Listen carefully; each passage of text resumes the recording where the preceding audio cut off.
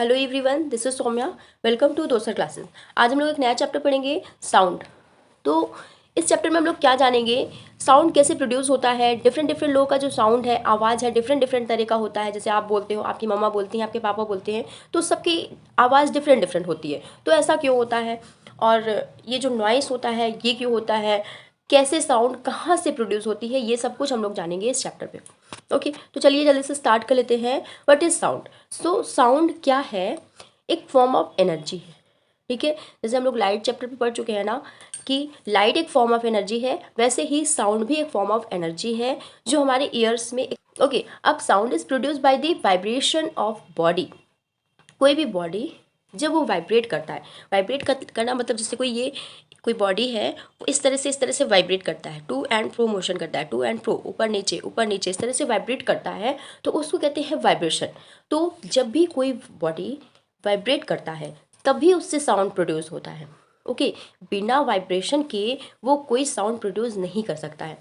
Even हमारे भी जो गले में एक तरह का वाइब्रेटिंग बॉक्स लगा होता है, जिसे वॉइस बॉक्स कहते हैं, लैरिंग्स कहते हैं, उसी से साउंड प्रोड्यूस होता है। ओके, तो कोई भी बॉडी जब वो वाइब्रेट करता है, टू एंड फ्रो मोशन करता है, इस तरह से ऊपर नीचे, तो ही साउंड कोई भी प्रोड्यूस होता है। ओके, अब साउंड ट्रेवल इन मीडियम। देखो, हम लोग लाइट चैप्टर में क्या पढ़े थे कि मीडियम की ज़रूरत नहीं होती लाइट को, क्योंकि वैक्यूम से ट्रेवल करके आती है वो, फिर एयर में ट्रेवल करती है, उसके बाद वो अर्थ पर आती है ना। लेकिन जो साउंड होता है, अगर आप उसको वैक्यूम में बोलोगे, ठीक है, तो आपको किसी भी तरह का साउंड प्रोड्यूस होता नहीं नजर आएगा। इससे हमेशा मीडियम की ज़रूरत होती है, या वो एयर हो, या फिर कोई सॉलिड मीडियम हो, या कोई लिक्विड मीडियम हो, इसको कोई ना कोई एक मीडियम की ज़रूरत होता है ट्रेवल करने के लिए।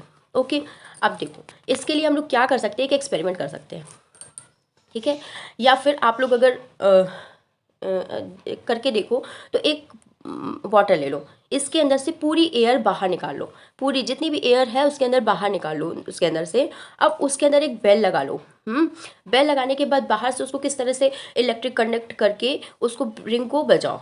ठीक है, जो बेल बजेगी ना अंदर, उसका साउंड आपको बाहर कभी सुनाई नहीं देगा।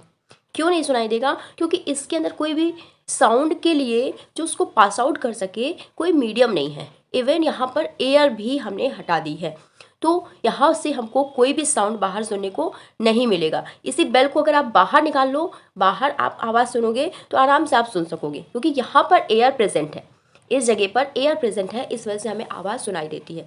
इसके अंदर वैक्यूम हमने क्रिएट कर लिया है, इसके लिए हमको आवाज़ नहीं सुनाई देगी। तो अब हम समझ गए, किसी भी साउंड को एक मीडियम की ज़रूरत होती है ट्रैवल करने के लिए। ओके, अब हम बात करते हैं प्रोडक्शन ऑफ साउंड। साउंड कैसे प्रोड्यूस होता है? तो अभी तो हम लोगों ने एक सेंटेंस में बात की कि जब भी कोई बॉडी वाइब्रेट करती है तो उसी से साउंड प्रोड्यूस होता है। चलो एक बार करके देखते हैं। इस तरह से आपको एक स्केल लेनी है और टेबल पे रखना है। ठीक है, लेफ्ट साइड से आपको इसको प्रेस करना है, देखो जैसे इसने प्रेस कर रखा है, और एक साइड से आपको इस तरह से पकड़ के ऐसे छोड़ना है।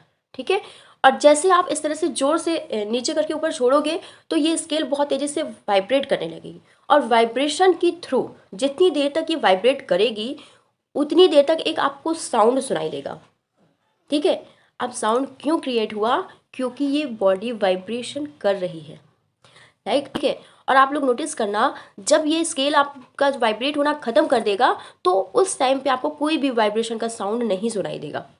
ठीक है, तो इससे हमें पता चलता है कि जब भी कोई बॉडी वाइब्रेट करती है तभी उससे साउंड प्रोड्यूस हो सकता है। ठीक है, तो vibrating body is source of sound. ठीक है, a vibratory motion like a oscillatory motion. अब देखो, ओसिलेटरी मोशन हम लोग जान चुके हैं कि जब भी कोई फ्री हैंग बॉब इस तरह से फिक्स पॉइंट से लटका होता है और वो इस तरह से मोशन कर रहा होता है। ठीक है, एक बार आगे स्ट्रिंग पॉइंट पर, एक बार पीछे एक स्ट्रिंग पॉइंट पर, लाइक कि आपका स्विंग, जब आप लोग झूला झूलते हो तो एक बार आगे जाते हो एक बार पीछे जाते हो, तो वो क्या है, एक ऑसिलेटरी मोशन है। तो इसी तरह से ऊपर नीचे ये भी ऑसिलेटरी मोशन ही कर रहा होता है। वाइब्रेशन क्या है? एक फास्ट वाइब्रेट ऑसिलेटरी मोशन है।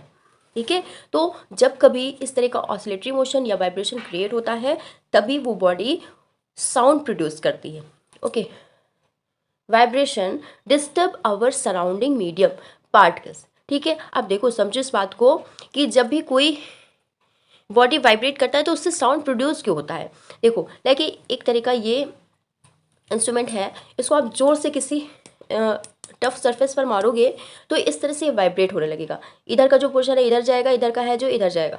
तो वाइब्रेशन की वजह से, इनके ट्रू एंड वो मोशन की वजह से तो क्या होगा, आसपास की जो एयर होगी ना, इसके आसपास जितनी भी एयर होगी वो डिस्टर्ब हो जाएगी, है ना। उसके डिस्टर्बेंस की वजह से वो इस तरह से मोशन आगे पीछे मोशन करने लगेगी और अगल बगल वालों को एनर्जी देने लगेगी।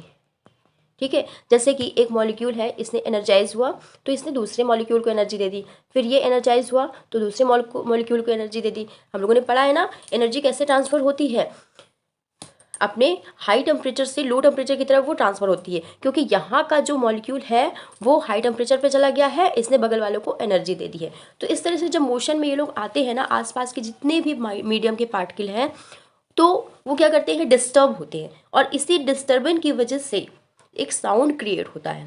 ओके, अब हम लोग समझ गए कि साउंड कैसे प्रोड्यूस होता है। एक तरीका वाइब्रेशन होता है जो अपने आसपास की जो एयर, मीडियम की एयर होती है उसको, मीडियम का जो पार्टिकल कोई भी हो सकता है, एयर भी हो सकता है, सॉलिड भी हो सकता है, लिक्विड भी हो सकता है, तो वो जो भी पार्टिकल वहाँ पर प्रेजेंट है वो डिस्टर्ब होने लगता है उस वाइब्रेशन की वजह से, और इसीलिए कोई भी साउंड क्रिएट होता है।